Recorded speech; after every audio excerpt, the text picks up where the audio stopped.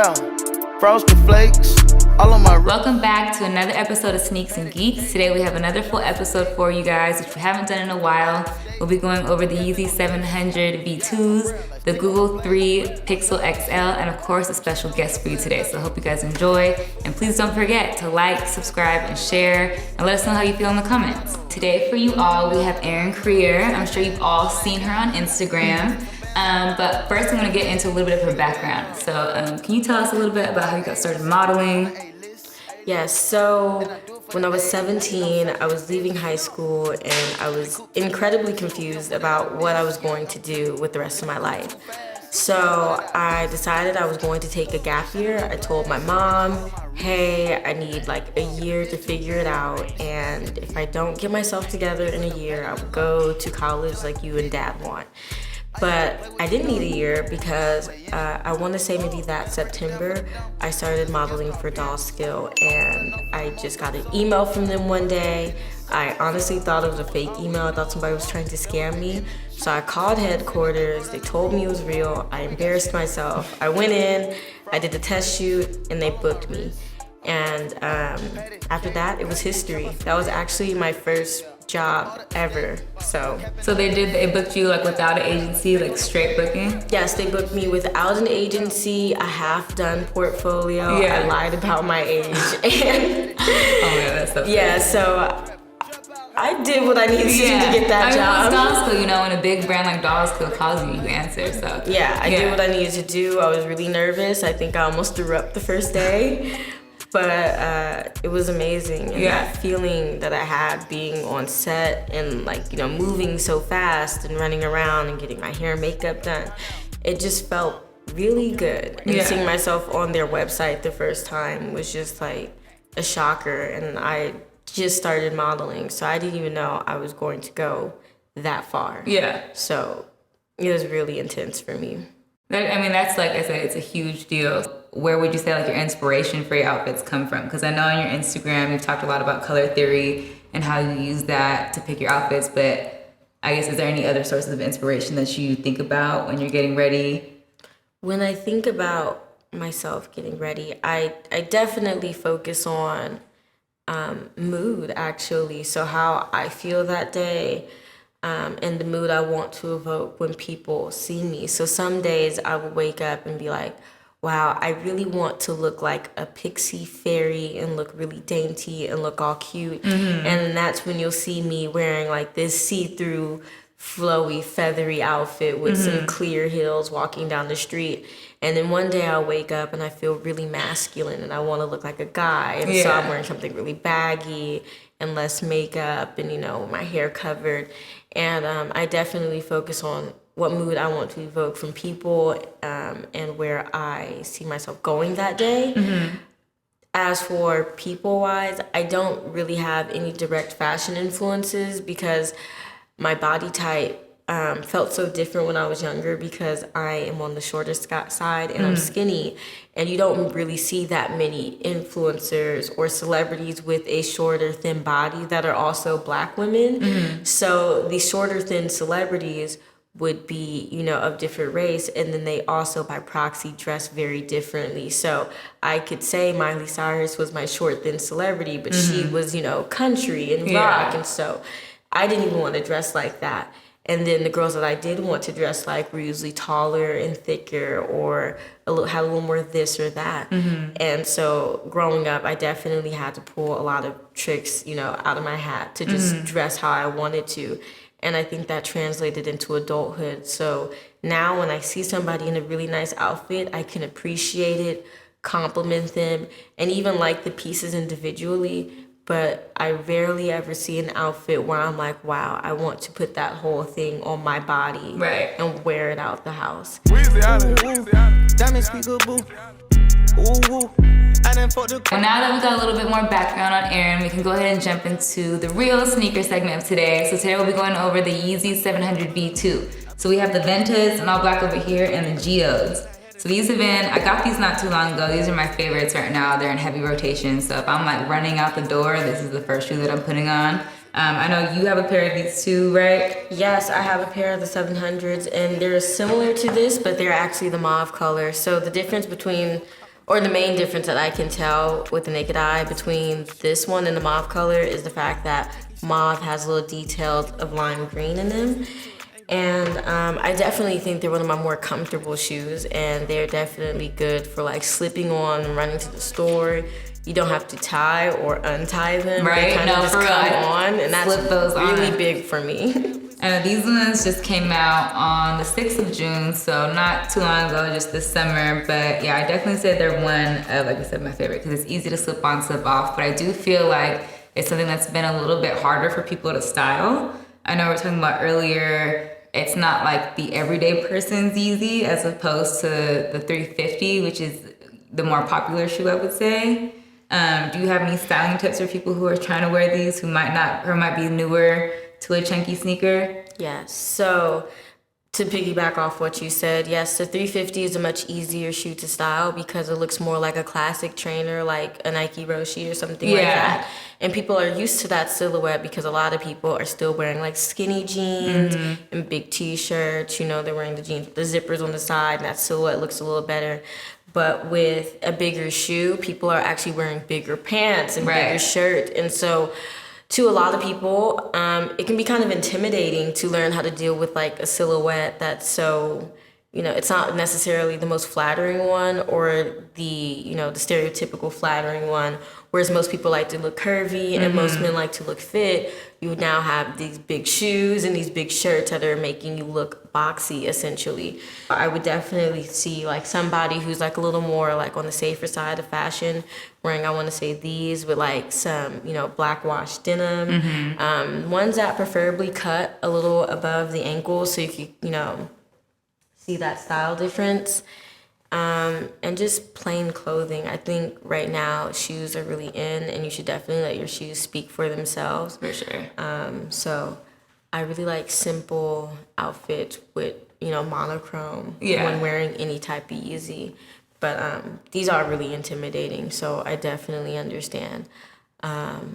And the only other thing that I could say is maybe cargo pants, and not just any cargo pants, the ones that tie at the bottom. Like a true military style, like cargo pants. So that little slip of skin between the pant and the shoe can make you look, you know, it can tie your look together.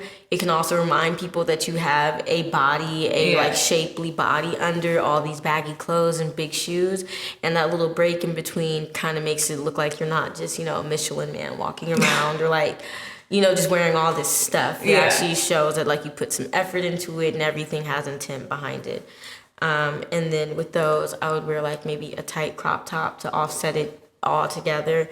And again, to just make sure that you just keep it looking, you know, cute. You don't look too overwhelming, especially again, if you are scared to venture into the bigger, baggier clothes side of fashion that's going on right now. Yeah, and I do feel like we were talking about this earlier, and you might have remembered, if anybody remembers our episode with Jenny, we were talking about if you're walking or you're just starting out a chunkier shoe trend, it's easier to start off with baggier pants. So that way, if you're not used to having a bigger foot and smaller legs, it flows a little bit easier. So an easier way to walk into that. Got that two and I walk out that door, got some head in the coupe and let off in the nose. I got some bougie shit holding my chopper, I got some bougie shit doing my chores. Moving into the Geek segment of today. So we want to go over a few things, but first we need to know what are your top tech products that you can't leave the house without besides your phone? Besides my phones. So, you know, it's actually really funny. I had a dream the other day that I had to go on a really quick trip to LA. So I packed and I'm on the escalator at San Francisco airport and I realized I forgot my computer and I started crying in the dream. So I guess it's not a daily thing, but when I'm traveling, I definitely need my MacBook Pro. If I have my phone with me, would be my AirPods. Yeah, for sure. I'm big on not touching my phone to my face at all. I feel so horrible when I have to answer a call like this. I will literally talk like this and listen like this. I'll be like, hello? Yeah, like I do that. I'm a big speakerphone person, so it's just easier if I don't have to like sit here like this. Moving into the next question, iPhone or Android, and why? Both. So, tell us. It's actually quite funny. So I started working with Google as a Google partner for Coachella, and I was exposed to having both phones for the first time, both working at full capacity. And I definitely noticed that they fill each other's gaps. And so having both is one of those things where it almost feels natural at this point, and I don't see myself going back for a long time. I guess before having my Android, I would have been team iPhone, but I didn't actually know how an Android phone really functioned. I hadn't had an Android since I want to say like 2011 or 2012, and so I guess that almost decade gap, they have really upgraded. And as an influencer, the Google Pixel definitely has a higher quality camera, so I can, essentially get the same look as a DSLR, but with a phone, which is really easy for when I'm traveling, daily life, or just taking it with me. Hearing more about how you have grown to be more of a Google Pixel user is a great segue into actually what we're covering today, which is going to be the Google Pixel. Today, Aerin actually brought us the Google Pixel 3. The rear camera specs are 12.2 megapixels. We're working with a 2160 by 1080 OLED screen resolution. It has about 64 gigabytes of storage, and it comes in just black, clearly white, and not pink, and that's the actual name of the color. So if you want to go ahead and tell us a little bit more about how you got this phone and your relationship with it. So I was actually honored to work with Google. Yeah, it's a big deal. Yes, so this last Coachella season, Google had contacted me to actually, go and spread the good word of the Google Pixel. The good word of the new phone. I was a Google Pixel disciple, and they have, they recruited me and asked me to go and take pictures and tell people about it during Coachella. And it was actually my first Google phone, again, about 10 years. So I was really excited to actually try it and be able to try it with all the amenities, all the setup, try it at the best form to really go in and be able to tell people about it. That's cool. I know you said earlier that you attended like a Google seminar when you got the phone. Can you tell us a little bit more about that? Yes, I actually did attend a seminar-like program when I got the Google phone. So what they did is that all the people they were working with, they set us up with an appointment with 2 Google employees so they could actually teach us how to use the phone and also reiterate some of the bigger, capabilities of the phone that a lot of people would ignore. And they also, taught us about the capabilities that would really benefit models and influencers. One of the main things they talked about is the dual camera function on the front camera. And so with that, you can actually take really, really wide selfies. Like, remember that Ellen DeGeneres selfie that went viral? Oh yeah, where she said like it had everybody in the picture. It was like you don't need you don't need that like selfie stick anymore because your arm can do it. And I definitely love that. They also have this really cool feature called motion or motion on. So when you take a picture and say if you were talking during the picture or something happened, you blinked, you can actually swipe down, and on the phone, it actually shows you like a bunch of clips, like a long, like little movie, like a 3-second movie. Is it like, so it'd be like Google's version of like Apple's live pictures? Yes, but the only difference is that Google scans your face and picks out the best photos for you. Now down to the really important facts. Testing out the camera between the iPhone XS Max and the Google Pixel 3, I think we have our personal favorite. I definitely think that the colors are a lot clearer on the Google Pixel 3. Others might feel that the detail is better on iPhone XS Max. I think zooming into the photo, you really see the laces in both of them, but I feel like being here in the present, the colors are a lot more true on the Google Pixel 3. When it came down to the selfie quality, hands down a Google Pixel 3, that was like the clearest photo ever. It had a wide lens. It was, different photo taking experience, I would say. And I think it also definitely has to do with what you are looking to get from your photo experience. I do really like the clarity of the Google Pixel, but I don't necessarily think it's something that we all have to run and go get. Yeah. Because a lot of people actually don't like how clear their phone cameras can be because they pick up a lot of things that the natural eye don't see. And so a lot of times people will get a phone and be like, I hate the camera. It's like, nah, you just didn't see those things. Well, I feel like that's also why I hear a lot people using like the Snapchat or Instagram cameras preferably over their own camera, because there is a little bit of a lack of clarity than what you get with your actual phone camera. Or it's similar to how I like film photos better than I like, any other photos I take, because the film looks like, what you look like to yourself in the mirror. Just, some eyes, some face, just it even smooths skin. everything out. Yeah. But it's no edits or anything that you have to do. So I think, depending on what you're using your phone for, you don't necessarily need something to be this crisp and clear all the time.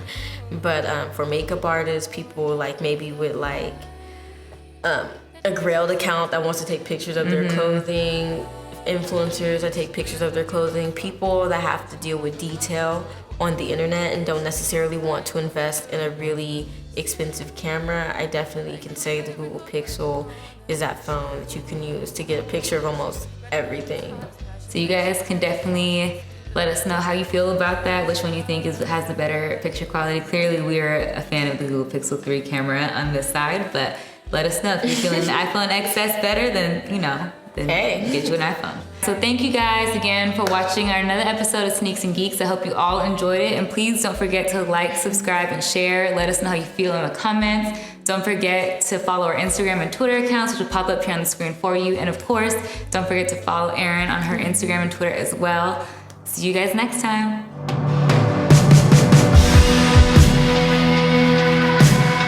So we'll see who really has the better picture quality here. Oh. Okay, so we'll do this one first. Get the water heater in there. I know, that's what I'm saying. I have So why would you say that out loud during the tape? Seashells down by the seashore. I can't say that any faster than that. So is talking like this loud enough? No, I want to know. So return to this. That's good. How loud do you want me to be?